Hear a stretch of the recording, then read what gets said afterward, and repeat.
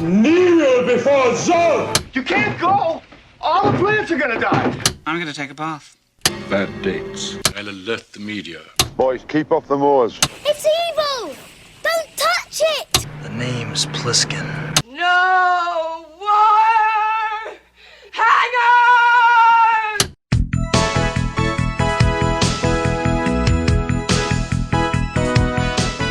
Welcome to a very special Vintage Video Patreon pick, where our patrons at the $100 tier are invited to request any pre-80s title they'd like for a custom review from the Vintage Video team, overanalyzing what you've seen and spoiling what you haven't. I'm Patrick O'Reilly. I'm Jesse Bayless. And I'm Richard Wells. And today, Carlos Moda has asked us to review The Blob, released September 10th, 1958.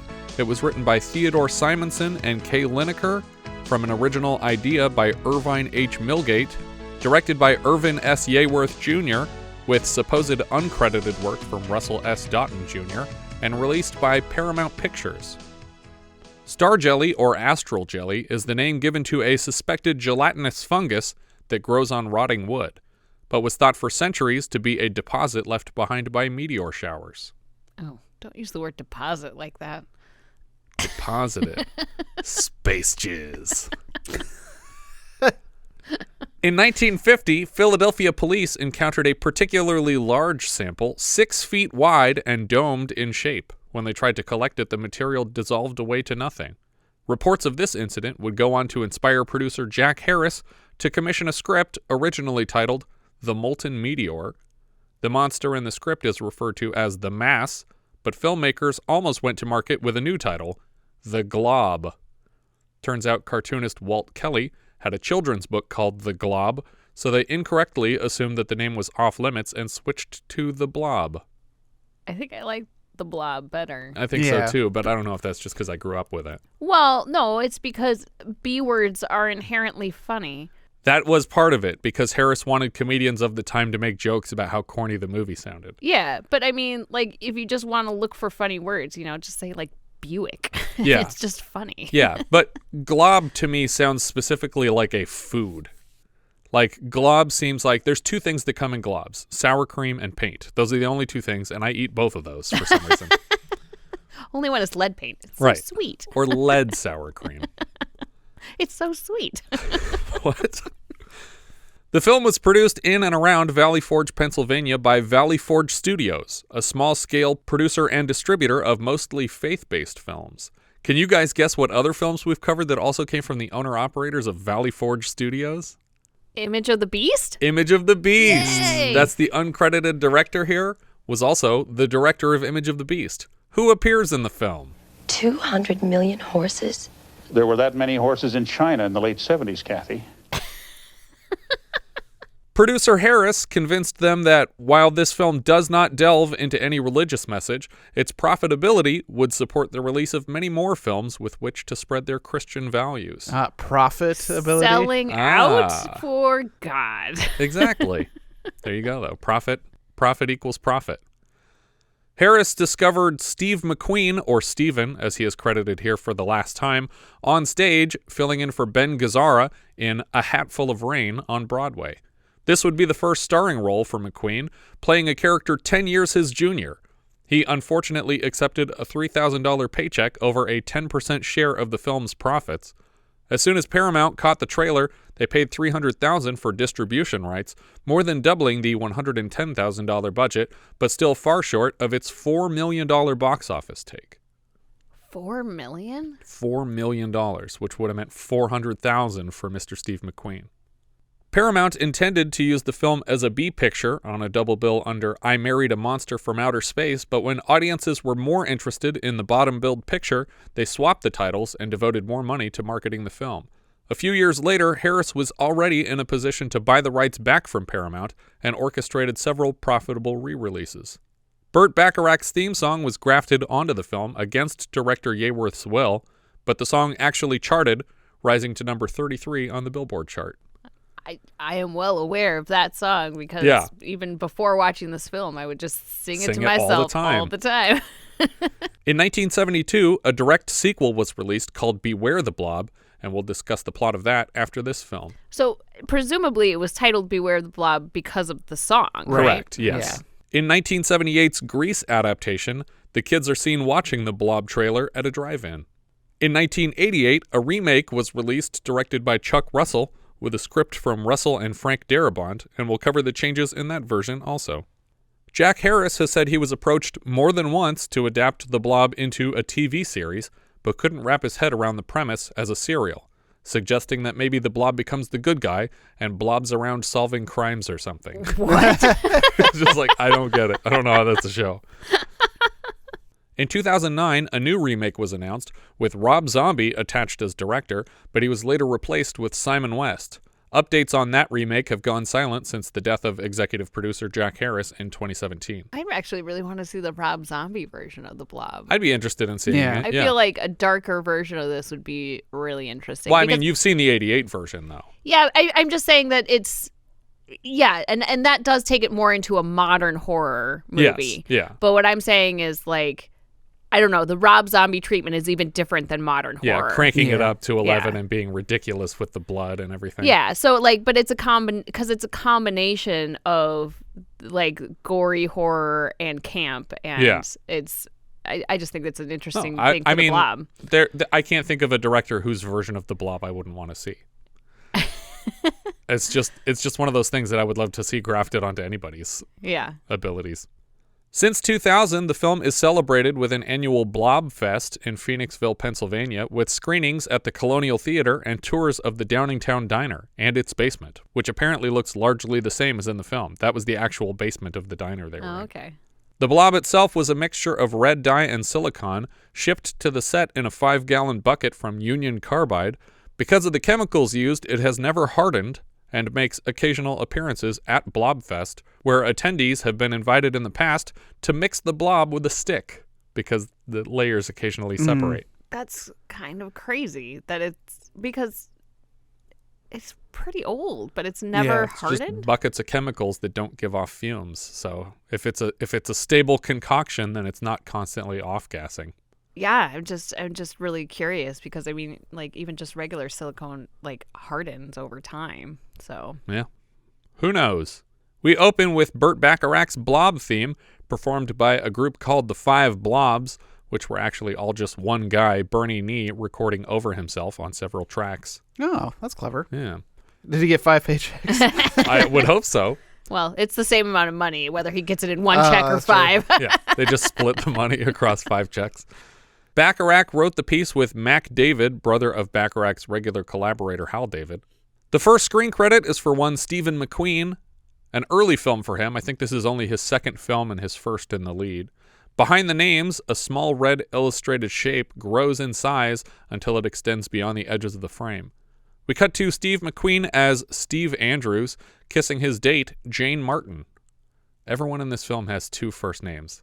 Steve Andrews, Jane Martin. Later we'll meet Detective Jim Bert. It's like, Bert is not a last name, guys. Sorry, it's not. I also feel like you have to call him Steven in the film because it's like early on, and every time they tried to use a different name, they're like, I think he's talking to you. Tony Danza syndrome, where he's just Tony and everything. He points out a shooting star on the horizon and claims that a better view of the stars is the reason he comes to this make-out point. She takes issue with his repeatedly calling her Janie girl. My name is Jane. Just Jane. He assures her he's never brought another girl here before, and she believes him. Suddenly, a shooting star on the horizon glows bright orange on its way down and crashes audibly near the couple. Boy, that was close. Hey, come on, I want to see if I can find it. Because you only have, 12 hours, and then it stops glowing? yeah, it's like after sunrise. Yeah, okay.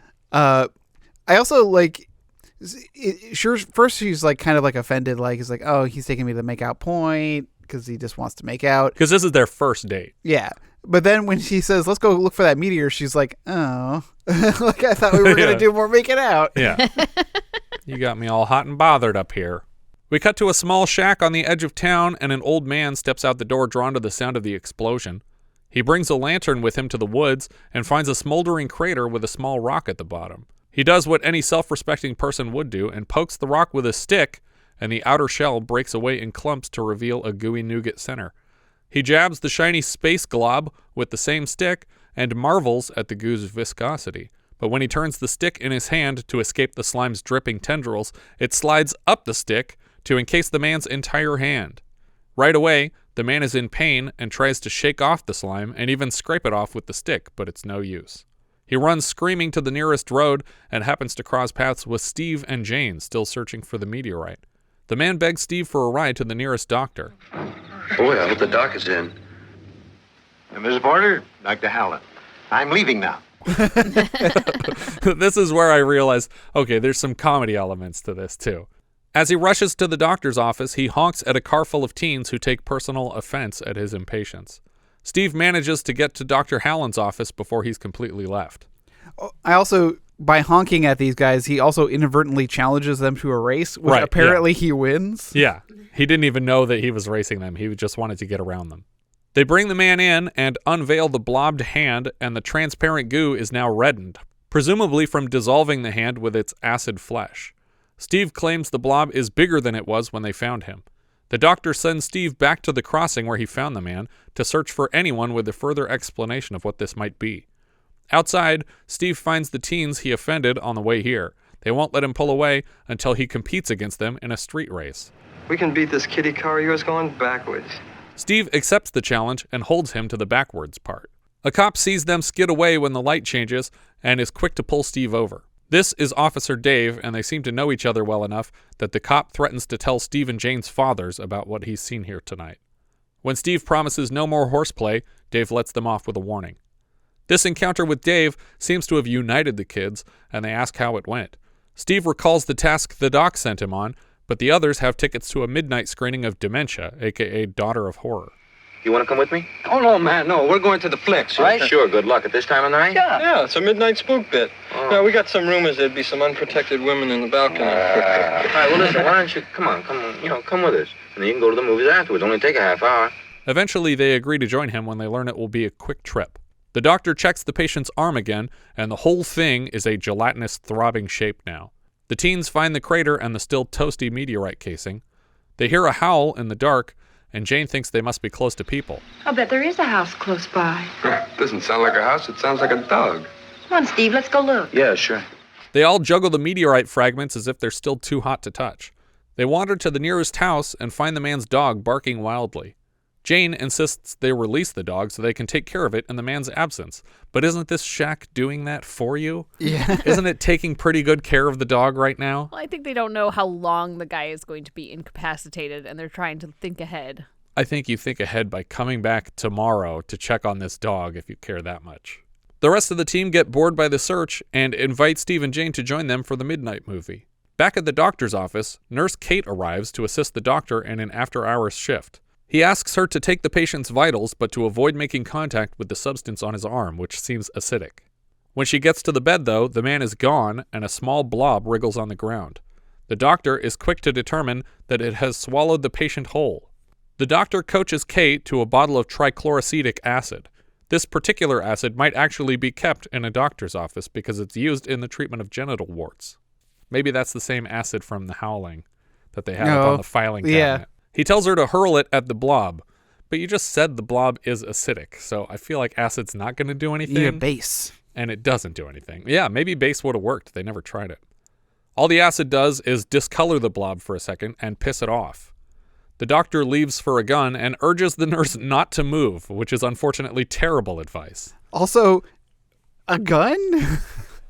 Yeah, the gun doesn't make much sense, but it does kind of look like it's a big muscle. Like it could just be like a tongue or something moving around. I would have gone for like a can of gasoline or something to burn it. Like maybe. I mean, more than just shooting it. But I definitely wouldn't say the only advantage we have is that we're much faster than it. Hold perfectly still. She is tackled to the floor and takes out the lights on her way down. When the doctor gets to the doorway with his gun, the blob oozes toward him, and whenever the doctor hits it with a shotgun blast, it lights up for a second, but continues forward. I really like that effect, though, of it like glowing brighter red every time it gets hit. Steve returns to Dr. Howland's office, presumably to report the crater and the meteorite they found, but the door is locked and the lights are off. Steve walks around the building to check for the doctor's car and notices through a window that the still growing blob is eating the doctor alive. This was probably the most horrific thing in the movie. Yeah, because he's struggling against it and he's all wrapped up in it. Yeah, that actually was like, oh, that's genuinely freaky because so much of this film happens off screen or literally not at all. Literally every other consumption aside from the guy's hand and this moment is off screen. Yeah. So it was like, okay, this is good. Yeah. Like, I would like more of this in here. Well, then you would have liked the original cut, where this whole scene played out much further in depth. They show the full attack of the doctor getting eaten. Oh. And they eventually decided to take it out because it was deemed unnecessarily violent. Steve is shaking from the sight of it and can barely explain to Jane what he saw. Just like the thing in the old man's hand. Only it was bigger, and then it was on his old head, and then in just a second he disappeared. He disappeared? He was all gone.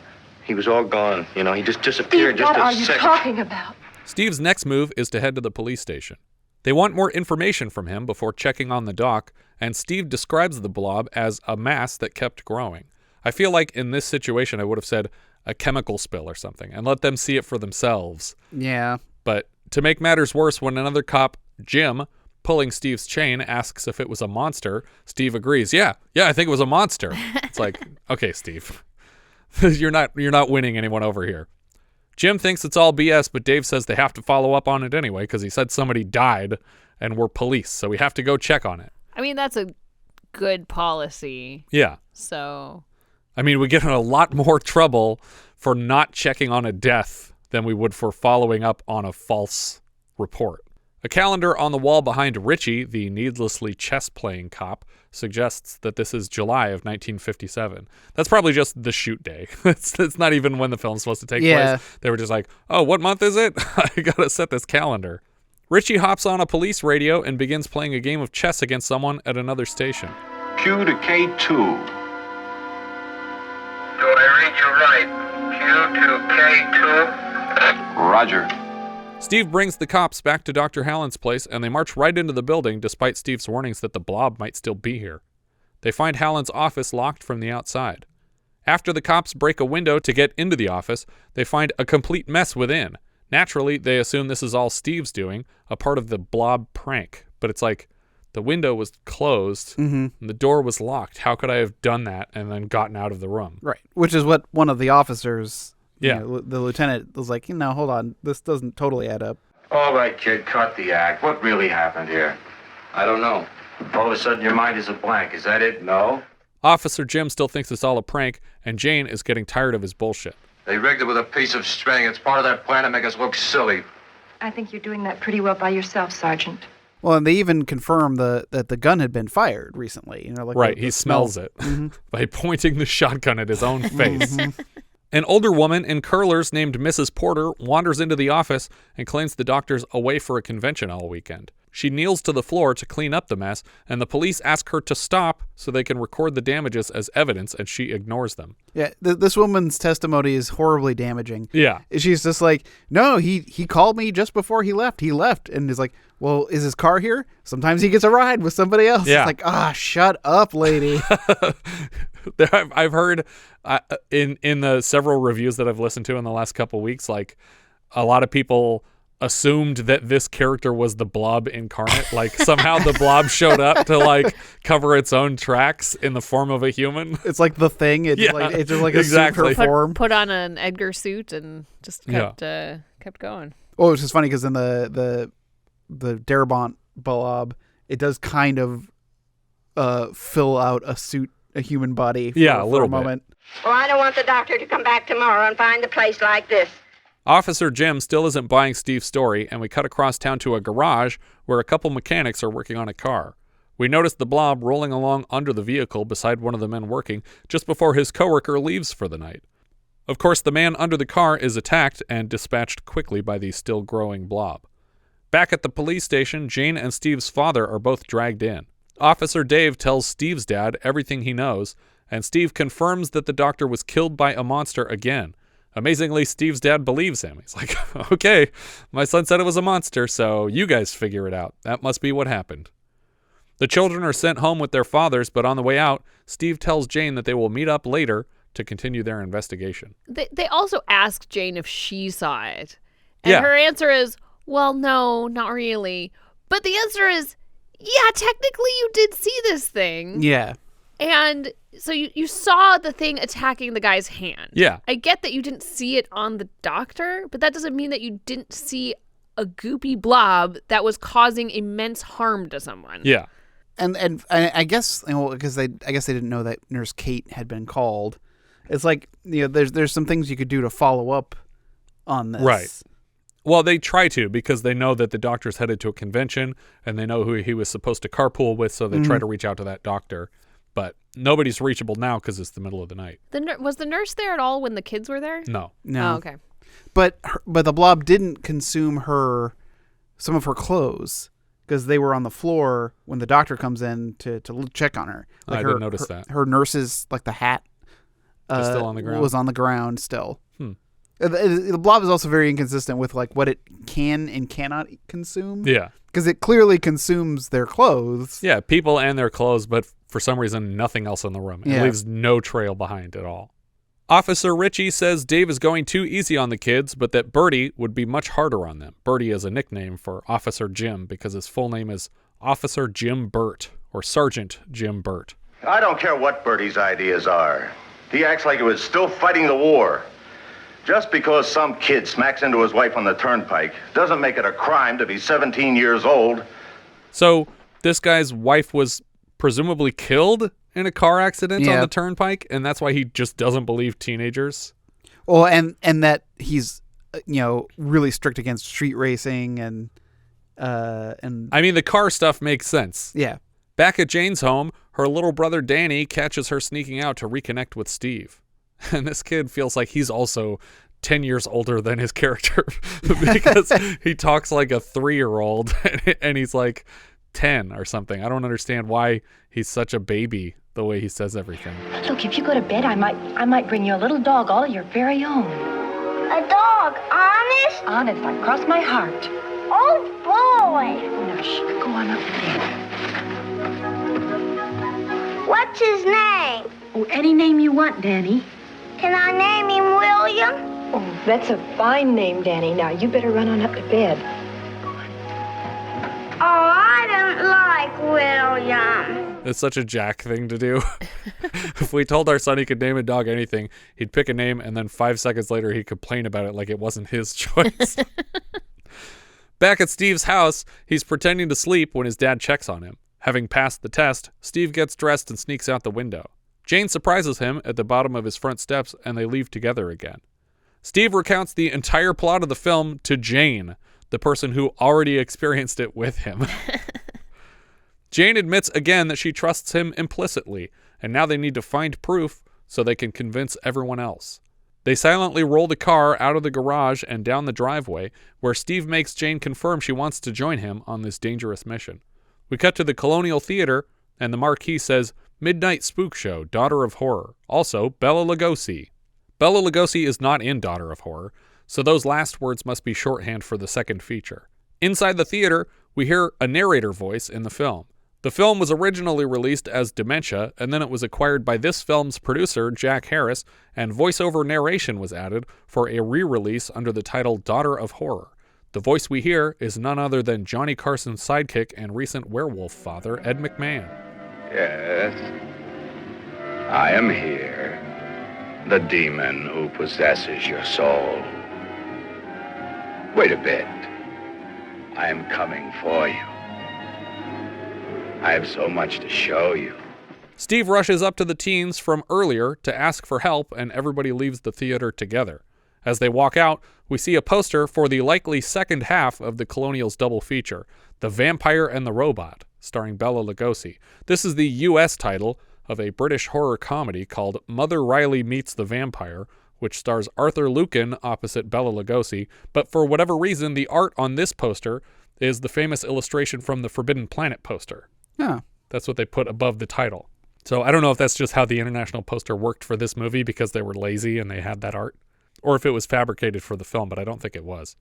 He tells the other teens there was a blob in the meteorite and he saw it kill Dr. Hallen. Their plan is to find the blob and prove to everyone that it exists. Back at the police station, we see the cops calling it a night and heading home to wait for morning, even though a blob is roaming the town and killing people. Well, and one of the officers even says, I went down to the bar and it was all empty. It was opened up and empty. Where is everyone? That's so weird. The teens literally go door to door through town to warn people of the blobby menace. When they knock on a door of a crowded house party, they are only made fun of by some college kids. Even though it was hardly mentioned when the dog got away, we see Steve and Jane find it again outside Steve's father's grocery store. Really, this is just a chance to inform us that Steve's dad runs the grocery store. Where is he? Over there, in the doorway of your dad's store.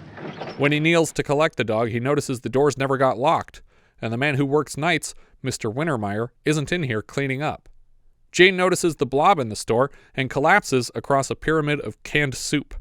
Steve scoops her up and makes a run for the back room without the dog again. When Steve can't force open a chained pair of doors, he pulls out a butcher knife and chops uselessly at the iron links of the chain before giving up and taking Jane to hide with him in the walk-in freezer. We see the blob start to slip under the door and pause suddenly. Do you guys recall the last time we saw people trapped in a walk-in freezer? Somewhere over the rainbow? Somewhere under the rainbow. Something You about, said the title. Something about a rainbow. You added somewhere to it. It's just called Under the Rainbow. Steve notices the blob retracting back under the door, and suddenly the barking outside is silenced. It sounds like little William/not William has been blobbed. They rush back outside and meet the other teens, who assure Jane that the dog actually escaped unblobbed. It's in there. He got the little dog. Oh, you mean the old man's dog? Well, we just seen him running down the street, scared stiff. That's the last mention of the dog. I was so frustrated by that. I'm like, either the dog has to get eaten, or the kid gets the dog. Yeah, you can't just not bring the dog back. Yeah. I want the old man's ghost to be like, so what happened to my dog? And she'd be like, we let it out of your house.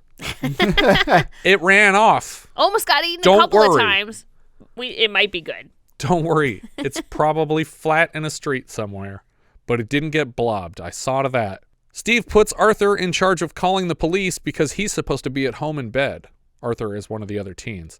They ask for Dave, but Jim answers the phone, and he doesn't take the call seriously, again. Alarms start to blare outside, and we cut to the bedroom of an old man waking up and recognizing the sound as an air raid siren. He throws on his civil defense uniform, which he apparently keeps handy, and suddenly the air raid siren is drowned out by the sound of a passing fire truck, so he switches to his volunteer firefighter's outfit. And then he can't figure out what's going on. He's like, I got too many helmets to choose from. Jane's parents wake to the alarm bells and find both their children gone. Jane hasn't returned, and Danny is now asleep on the couch downstairs keeping watch. Steve addresses a large crowd outside his father's store.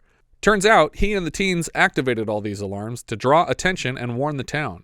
The police arrive on the scene, and in keeping with the characters we've established, Jim thinks it's all a prank, Dave believes the warning, and luckily outranks Jim. Back at the Colonial Theater, we see a vent in the projection booth just as the blob comes oozing through the grate. The projectionist is quickly overtaken by the blob, and the audience outside is enjoying the film's climax when the picture suddenly cuts out. Looking back to the projector, we see the blob extruding through the windows into the theater space. I think this is my favorite shot of the It's film. awesome. Because I'm just a sucker for miniatures, which is obviously a miniature, but I just like the goo squishing through the grates here. It's very cool. Back at the grocery store, the lights suddenly come on, and we see Officer Jim walk out the front door, having entered through the back to verify that there is no blob inside. There's nobody in here but us monsters. Right on cue, a huge crowd comes rushing out of the Colonial screaming, and they realize the blob has moved to the theater. There is an insane number of people Yeah. pouring out of this theater, like way more than Like ever 300 people could have fit in this theater. Well, and for such like this small town and a midnight showing. Yeah. There's a bunch of 5-year-old kids coming out too. This screaming exit is a celebrated tradition of the annual Blobfest. They'll show a screening in the theater and everyone comes out screaming. And this year, listener Carlos Mota plans to be in attendance. So he'll have to send some pictures from the Colonial for us. Oh, let us know if you get to stir the blob. Yeah. Many in the crowd rush across the street to the Downingtown Diner, and suddenly little Danny rushes out from beside the diner in his pajamas with a little toy gun and unloads a full clip of thoughts and prayers into the beast, but they do nothing. I love how determined he is. It's like, blam, come on. Yeah. And then when it doesn't work, he throws the gun. Such a cheap Wiggum move. Just huck the gun. After he throws it, Jane and Steve chase Danny into the diner, which is quickly encased in the blob. Steve, Jane, Danny, and the diner's owners retreat to the basement to evade it. Outside, Jim is ordered to shoot down a power line to electrocute the blob, but this too has no effect. Well, no good effect. Yeah. The diner, now wrapped in a blob, is also on fire. Here's the fire chief's reaction. The diner's on fire. Well, can we put it out? Any suggestions, Hal? Is this your first fire? Just put it out. The blob starts to make its way into the basement, and the hostages surrender to a slow and painful death from smoke inhalation. Even outside, everyone just stands around watching and silently sobbing instead of calling the National Guard or spraying a hose at the fire. Or getting the hell out of there. That could work too. When the diner owner tries to keep the blob at bay with a CO2 extinguisher, Steve notices the recoiling of the blob from the cold and puts two and two together. CO2. Hey, that's it. It's cold. That's why it didn't come in the icebox after us. It can't stand cold. It doesn't like these cans. Quick, spray more CO2 in this confined space. Yes. It's going to help all the plants in here. Steve scares it back up the stairs and then makes calls to the police department outside to report their discovery. But how is he making this call? He's like shouting up the stairs and they're hearing it through a phone? They have a phone, yeah. He called them before. And left it off the hook. He went downstairs and he left it off the hook. And so he is shouting to the phone that was still connected to the police car. I can't imagine a phone that works so well that you can be shouting at the bottom of the stairs. 50s. Everything was built better. Okay. That makes sense, actually. The police send teams to the firehouse and the local school to collect CO2 extinguishers. The principal leads a bunch of teens to the school, and they're all excited because the principal's willing to bust open the window with a rock to go in. I think that's Jane's father. The principal. I really like this whole thing when the principal says, it's like, I know where we can find a bunch of those. It's like, I just need someone to help me, and the teens are all like, we'll help you, principal. Yeah. It's all these like former rivals teaming up to get things done. This is good stuff. We see Dave on the phone with some higher governmental agency looking for solutions. He advises against bombing it and instead suggests airlifting it to where it can stay frozen in some Arctic tundra. Jane and Steve emerge from the diner basement to escape the now frozen blob. Dave lets him know that a globe master is being dispatched to take the blob to the Arctic. It's not dead, is it? No, it's not. Just frozen. I don't think it can be killed. But at least we've got it stopped. Yeah, as long as the Arctic stays cold. We see the blob dropped with parachutes to a snowy landscape, and the words "the end" morph into a question mark. I like that they thought to put parachutes on it. Just fucking drop this piece of shit. Who cares? The assumption that it can't be killed seems a little abrupt to make, because you have tried literally one thing. We've tried nothing and we're all out of ideas. You tried to electrocute it. Yeah. And I guess technically it's on fire, so that's a second thing that doesn't kill it. But I feel like there's more options here. Yeah. They unknowingly tried acid, like they didn't witness the acid attempt. Yeah. There's a few things you could do. I would try a base because it seems to be acidic itself. If a base doesn't work, I would freeze it like they have, put it in a rocket, and shoot it into the sun, because NASA's probably dying to shoot a rocket into the sun. Yeah. Or I guess at this point, would it be NASA at this point? Or would it still be the Air Force? Oh, yeah, I don't know. This is 58. When did NASA start officially? I'm going to say 62, and then you cut that out when that's not right. I have no idea when NASA started. Well, I think this is post... Sputnik, so NASA formally opened for business October 1st, 1958. So the movie was shot before NASA.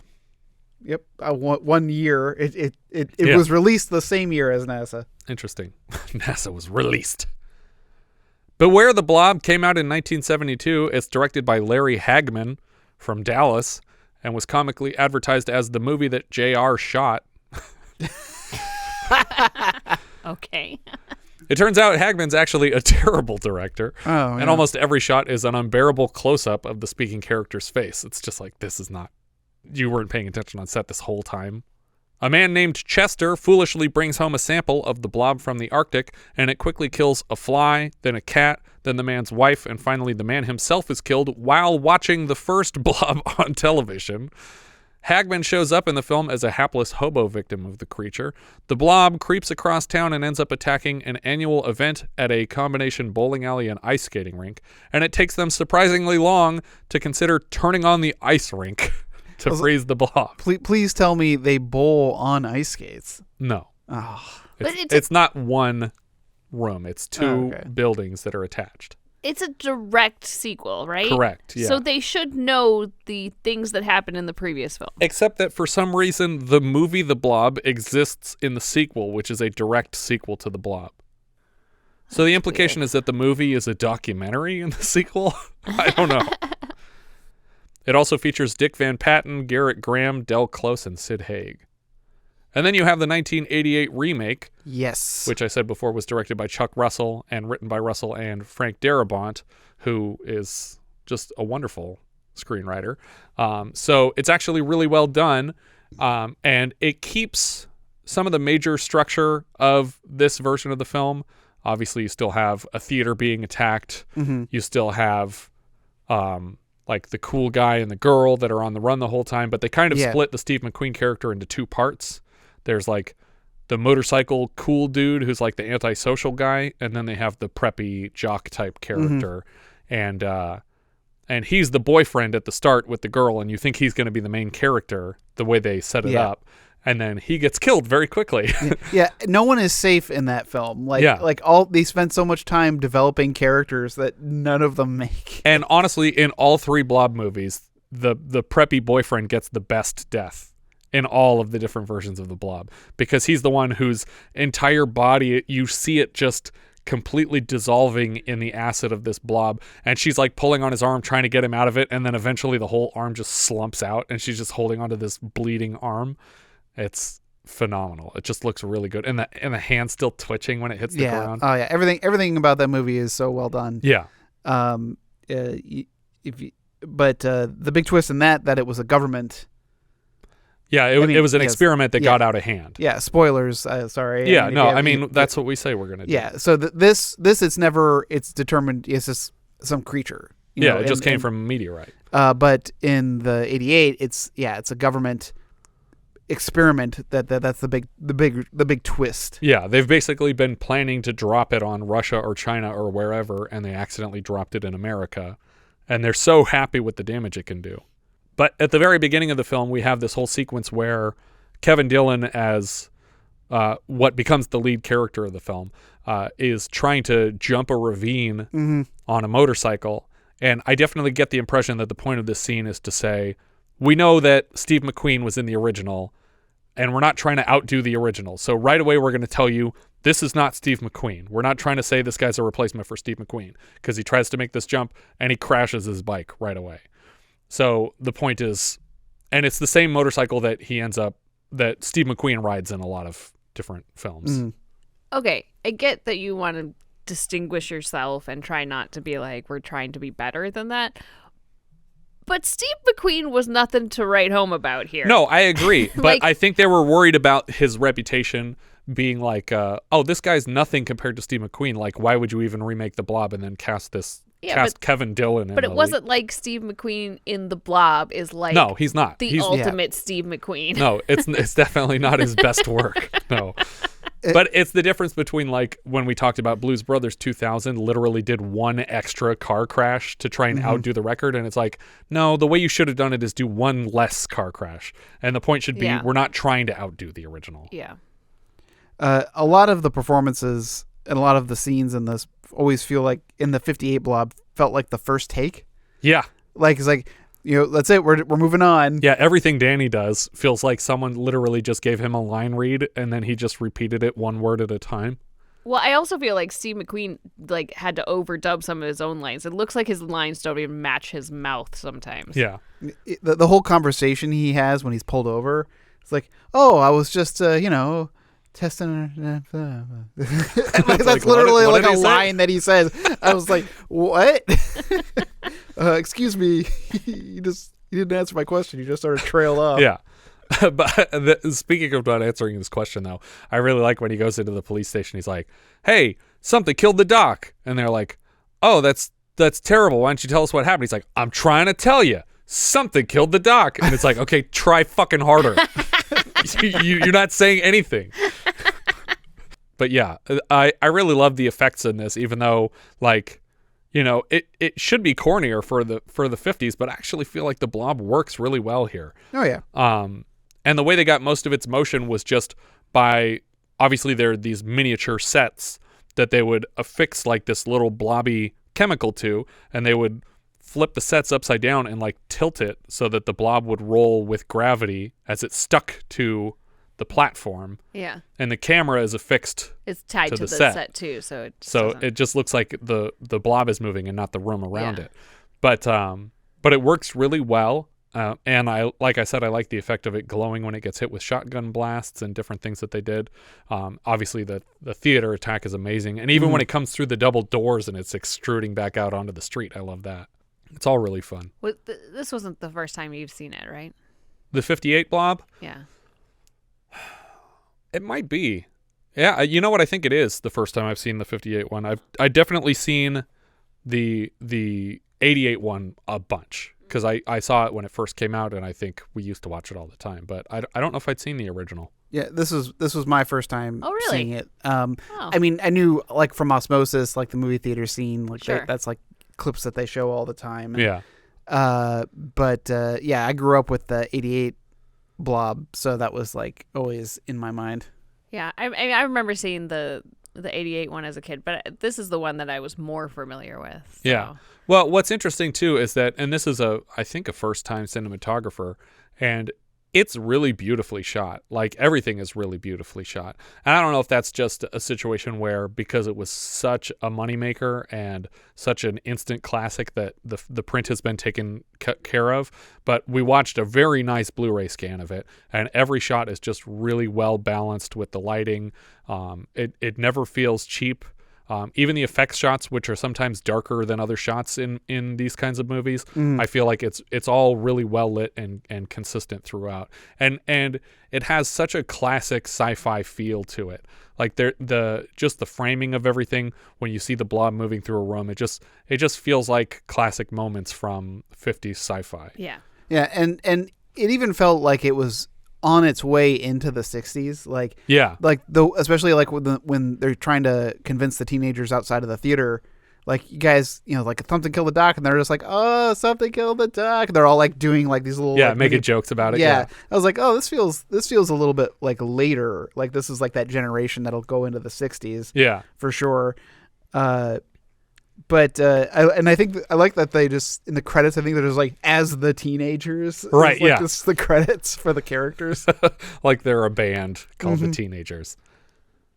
But yeah, big thumbs up, I would say. For this one. Thumbs up. Yeah, absolutely. Like it's you know, it's dated, but it's still very entertaining to watch. Yeah, and it does get a little slow in places. Where I don't feel that way at all about the 88 one. I feel like the pacing is much better in the remake, but. For a movie of this time, I think it's really, really well done. Yeah. Our director here was Irvin S. Yeaworth Jr. This was the start of a trilogy of sci-fi titles for Yeaworth, followed up by 4D Man the following year and Dinosaurus the year after that. Then he went back to producing faith-based projects for the remainder of his career. The other director uncredited was Russell S. Doughten Jr. I don't know how he directed on this or in what way he contributed to the direction, but he's listed as an uncredited director. And outside of this film, his best known credits are for his work producing the faith-based Thief in the Night quadrilogy, the third installment of which, Image of the Beast, we've already covered this season of the podcast. He even plays the most interesting character in all 4 chapters of the series, Reverend Matthew Turner, who teaches us about all the horrors we can expect to encounter in the tribulation period. Is that the guy in the barn? That's like, It's got the tapestry. He tells us what a locust is. What a frightful creature this locust will be. A body of a horse, human face, crown on the head, long hair, and lion's teeth, and wings that sound like thundering horses rushing into battle. And worse, they have long tails and stings like scorpions. The sting is terrible. It doesn't kill you, it just leaves you in a state of torment for 5 months. Only those sealed by God will be exempt.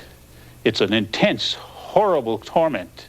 Death will be preferable, but not possible. And the 7 bowls. He tells us about the 7 bowls of the apocalypse. The writer here was Theodore Simonson.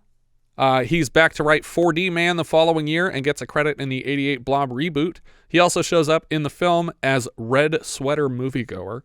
Another writer, Kay Linaker, also screenplay credit.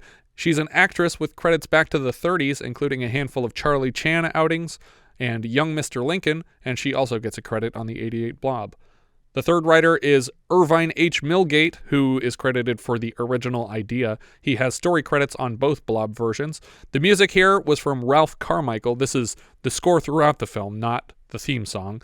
And he's back for 4D Man and nothing else I recognize. But he also did an original Blob theme for the start that was more of an ominous thing. And the producer was like, we're going to scratch that. We're going to put something funny at the start because we want this to be like an event. This is going to be like start off like Gidget Goes Hawaiian. Yeah, exactly. But it's going to be a horror film. The cinematographer, Thomas E. Spalding, this was his first DP credit, and we'll see more of his work in our Season 3 review of Island of Blood, probably even later this year, considering how early it's scheduled. I think that's one of the first 1982 titles. The editor here is Alfred Hillman. This is his only editing credit. Steve McQueen played Steve Andrews. He was in Tom Horn and The Hunter last season. He's in The Great Escape, Papillon, Bullet, The Getaway, The Magnificent Seven, among many others. Supposedly he didn't like this movie and refused to talk about it. Really? Yeah. Aneta Corsaut played Jane Martin. She's also Joanne Ballard in The Toolbox Murders, but outside of this, she's probably best known for her 66 appearances on The Andy Griffith Show as Helen Crump, and eventually Helen Crump Taylor after finally marrying the titular Andy. Olin Howland played Old Man. He also shows up as a carpetbagger businessman in Gone with the Wind and as Jensen in Them, but he has like 200 acting credits. He's an old-timer like character actor, and he also gets referred to as old-timer a bunch in this. George Karras played Officer Ritchie. That's the guy playing chess. He's Sergeant Toteman in 4D Man. Elbert Smith played Henry Martin. He's Captain Rogers in 4D Man. Vincent Barbie played George. He shows up in a couple John Cassavetes titles like A Woman Under the Influence and The Killing of a Chinese Bookie. Jasper Dieter played Civil Defense Volunteer. He's Mr. Wells in 4D Man. That's you. He plays you. Robert Fields plays Tony Gressett, or Gressett. He's Raymond Chandler in The Stepford Wives, and Joel in They Shoot Horses, Don't They? Been a while since I've seen The Stepford Wives. Is that the author Raymond Chandler that he's playing, or is there just a character who happens to be named Raymond Chandler? That's weird. He also plays a director in Star 80, the film about the death of Galaxina actress Dorothy Stratton. James Bonnet played Mooch Miller, one of the teens. He has a few one-off TV screenwriting credits.